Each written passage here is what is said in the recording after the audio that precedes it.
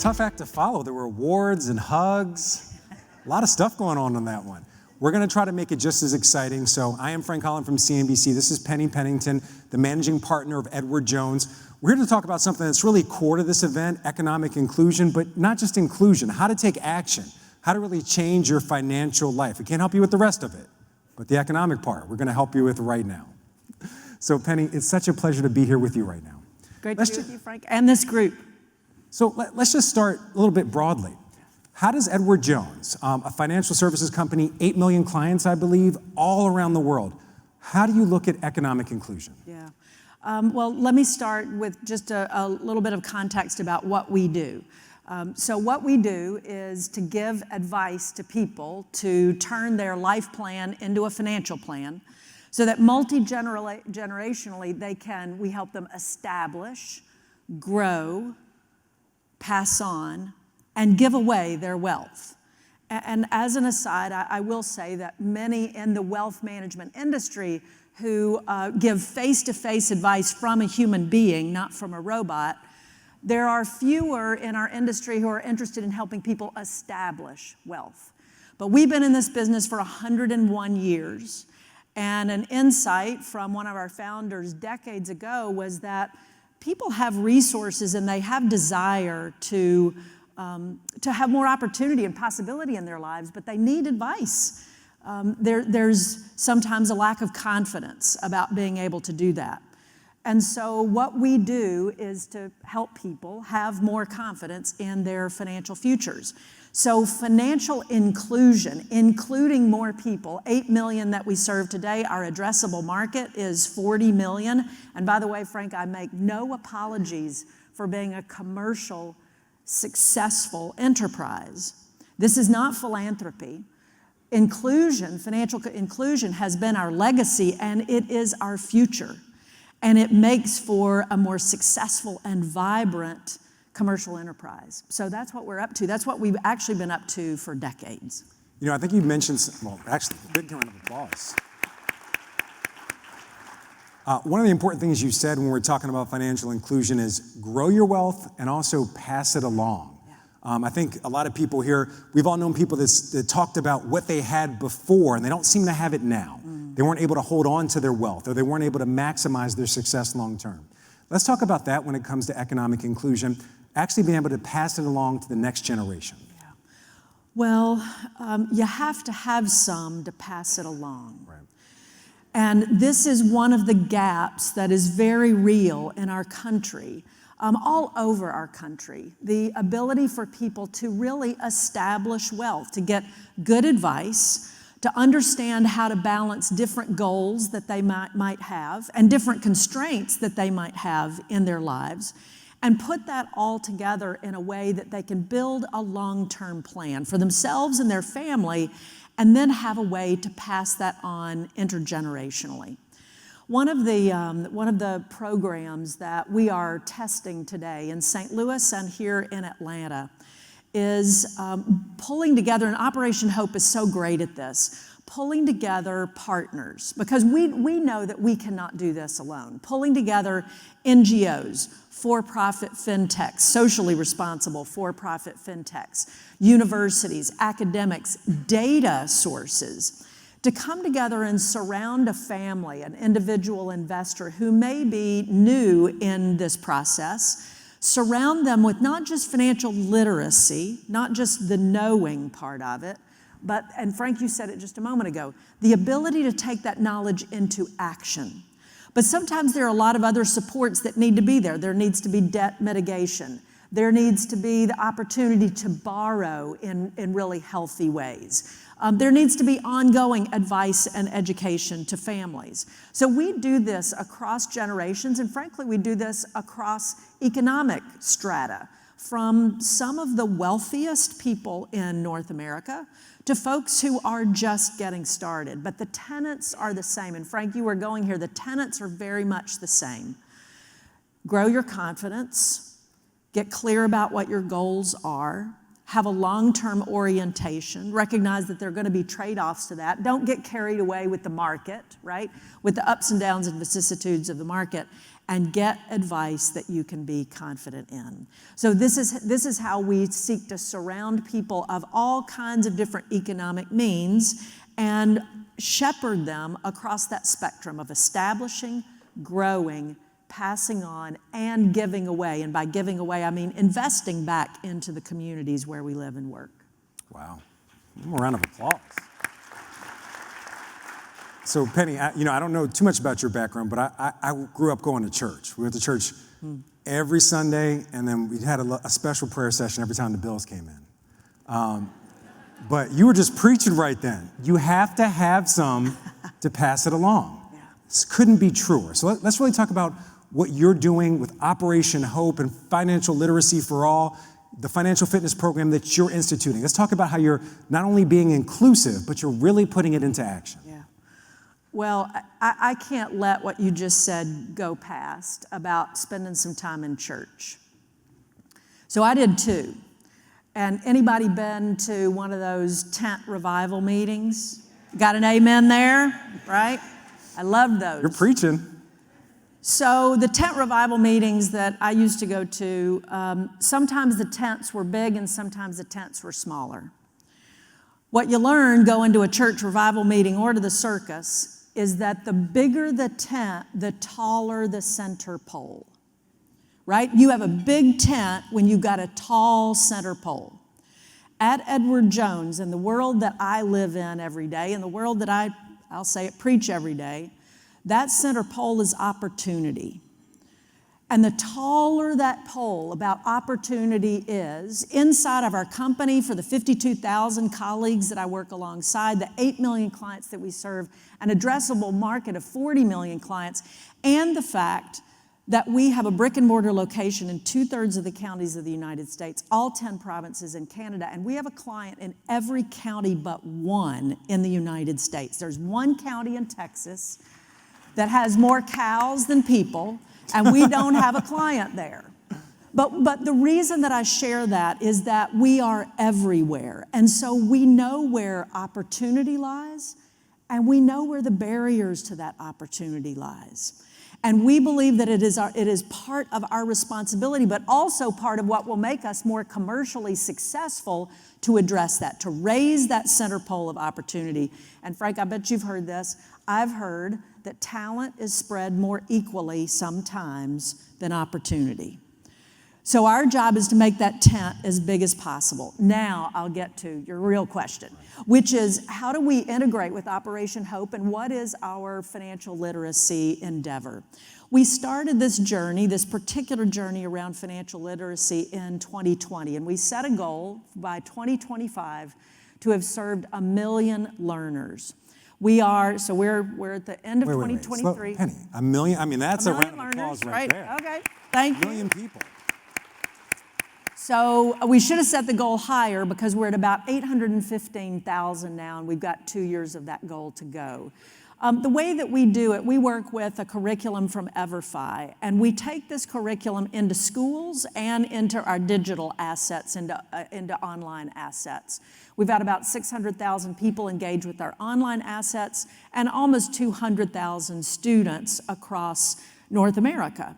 You probably know that there are dozens of states that require a financial literacy curriculum in their high schools.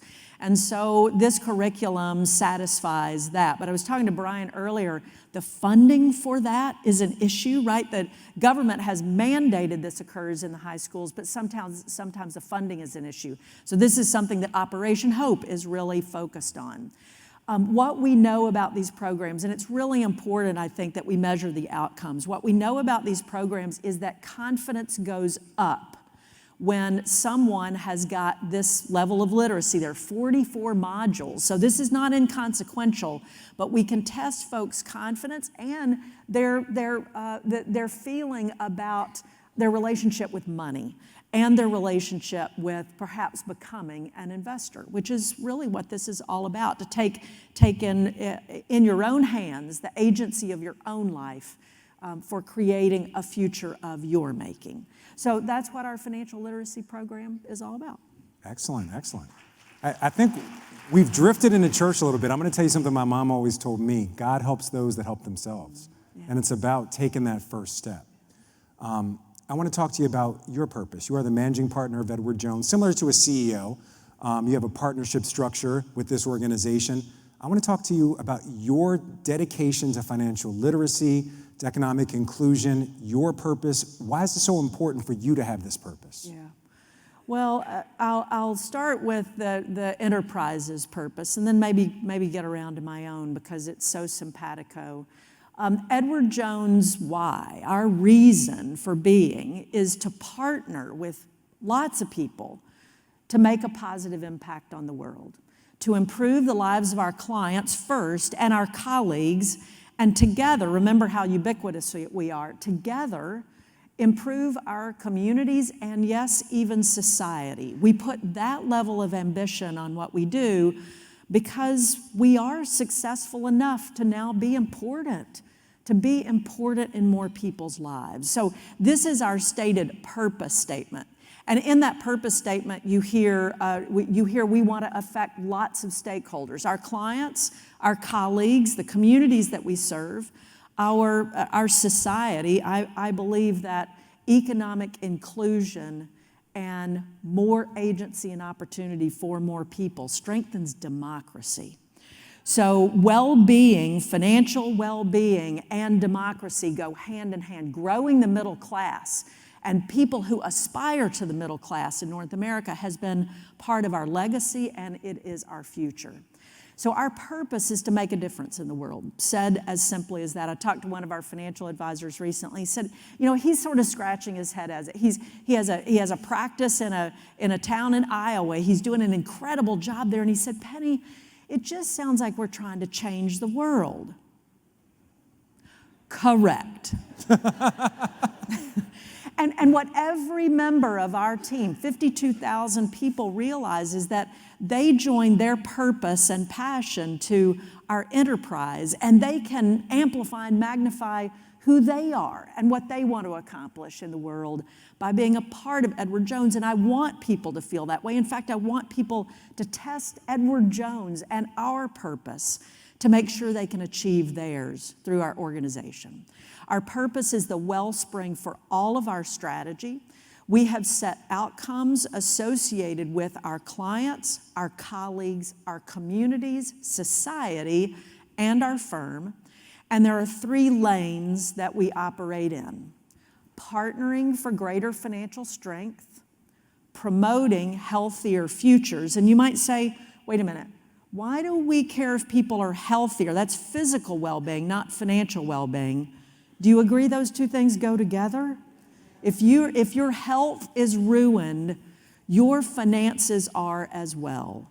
Your economic power, your power to go to work every day, others need to take care of you, and so their economic well-being is impacted. This is why promoting healthier futures, especially as it relates to Alzheimer's and an equitable environment, is important to us. And then the 3rd lane is advancing inclusive growth. We have measures associated with every single one of those things. So as I said earlier, our purpose is not philanthropy.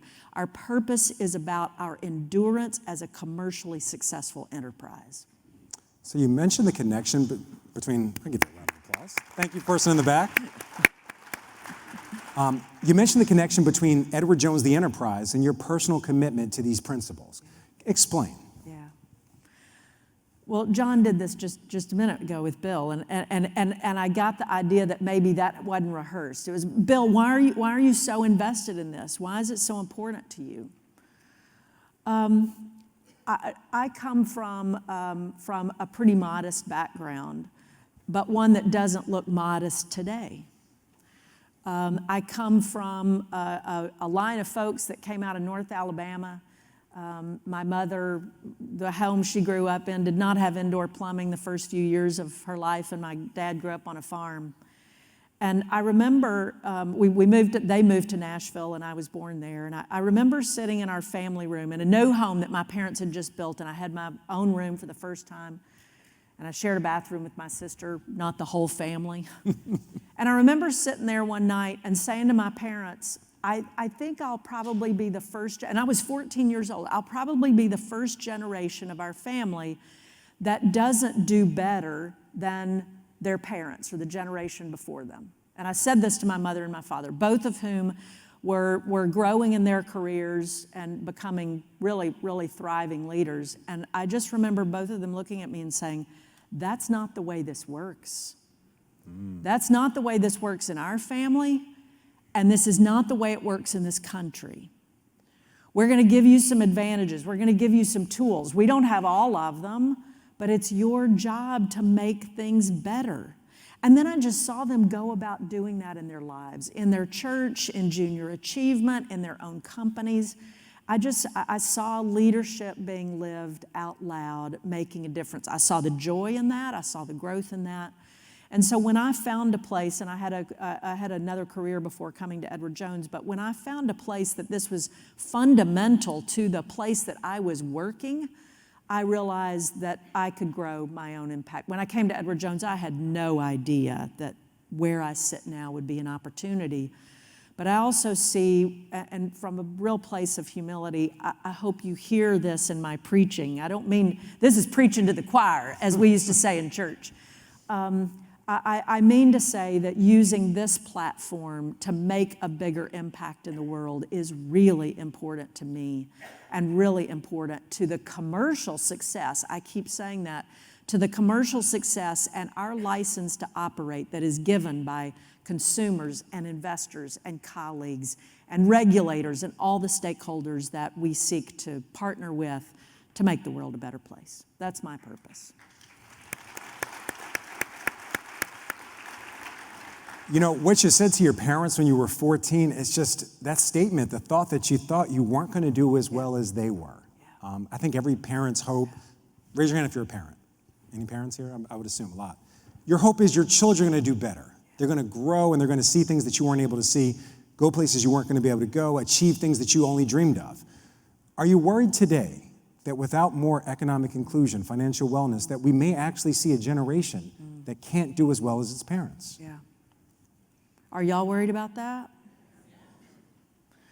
I think every generation in our country has been worried about that. I think the headwinds and the tailwinds over time have ebbed and flowed, but we've got some flow on some headwinds right now. Let's just describe some of those headwinds. Well, in the field that I operate in, some of those headwinds are that becoming an investor and remaining an investor in a time of so much volatility in the marketplace and so much information and misinformation in the marketplace makes it pretty challenging. Makes it challenging for people to have confidence to go seek advice. I was a financial advisor with Edward Jones. That's how I got my start, and it was uncanny to me how many people, even those with great means, didn't know if they deserved financial advice. Wow. And so the way that the competitive set in the wealth management business is bifurcating today is you can get face-to-face financial advice if you've got a certain amount of money. If you don't have a certain amount of money, then you go to a machine. And Edward Jones' approach is to really double down on the human touch, the financial advice that combines what we call artificial intelligence, what the machine can provide, with advisor intelligence, what the human being can provide. And we want more and more people to recognize that they deserve that. And so by opening up lanes associated with financial literacy, by being in all of our communities, by opening the opportunity to become a financial advisor, to become part of the wealth management industry and help people recognize the goodness that's in that. So by breaking down some of those barriers, that is where Edward Jones seeks to operate in the wealth management business in order to enable our financial advisors to serve 5 generations of investors at one time. That's what we'll be faced with over the coming decade, to be able to serve 5 generations of investors at one time. A 108-year-old, and I write these letters all the time to folks who are, does anybody remember who Willard Scott was? Of course, yeah. Remember Willard Scott would shout out the 100-year-olds on his show? Well, I get to do that now. It's in a letter format. But it's such a treasure to send these letters to 100-year-old investors. And then to the youngest investors, people who are just starting their journey. We just did some research on what we call next gen, investors 18 to 34. Now, I'm going to bust some myths here. Those investors, think about them. 4 years ago, they were 14 to 30. 14 years old to 30 years old as the pandemic was beginning. Think about how they have been impacted as newly minted young adults. And what we know is that your relationship with money is developed from your family and your early beginnings, and it's also developed in searing moments in economically challenging times, and it never leaves you. Those moments never leave you. So those 18 to 34-year-olds today, 20% of them have already lost a job. 66% of them, 2/3, say they want advice. They want financial advice from a human being. Only 1 in 5 is getting their financial advice from TikTok, which is, that's the meme right now. All these young people, they want all their advice and all their how-tos from TikTok. Is that good or bad to get it from TikTok? Let me say this. It's not tailored to you if you get it from TikTok. Fair point. It's not about you. It's about millions and millions of people that TikTok influencer is trying to influence. And so these are the things that we're trying to understand about younger investors and intersect with their lives, be relevant to them with the tools and the products and the resources and the technology, because we know that if an investor says to us, gosh, Edward Jones gets me, they understand who I am, and they're guiding me, like they're guiding me. And I'm different in my story than everybody else, and they make it easy. You get me, you guide me, you make it easy. If we can do that for more people in North America, we know that we're making a difference in the world. Absolutely, absolutely. I think this conversation took some turns that neither one of us was expecting. So you mentioned your days going to the revival. We are in a big tent right here. Operation Hope is one of the biggest tents. So why don't you leave us all with one last word? You can preach a little bit if you need to. All right. Just one last word as we look at our finances. You mentioned artificial intelligence. I'm sure a lot of people have that on their mind, not only about their futures, but their children's futures. As we look ahead when it comes to economic inclusion, guiding our own finances, and ideally leaving something for the next generation, how should we view this next upcoming year, 2024 and beyond? Yeah. I'll come at it from, there was a statement made on stage or a conversation earlier today and a little bit last night about capitalism. I know that capitalism can do more and better for more people. And the free market system in our country, when it does more and better for more people, strengthens democracy, it reduces fear, it enables people to have more opportunities in their lives. That's what this country is all about when it's at its very best. And business, I'm a business person. I am unabashed about the fact that I believe that capitalism for good can do more good for more people. And one of the things that I love about Operation Hope and that we seek to do is to bring business partners together, to bring not-for-profits, churches, academics, universities, bring together community builders who have all of the perspectives. We can bring them to the table and understand what community by community is needed to strengthen our country. So the case for optimism, I believe, is very, very high, but it means we all gotta be leaning in. And I've gotten so much good gas from being with this group, from being with you over these few hours about what that case for optimism really is. Thanks for the time. Thanks for having us. Thank you.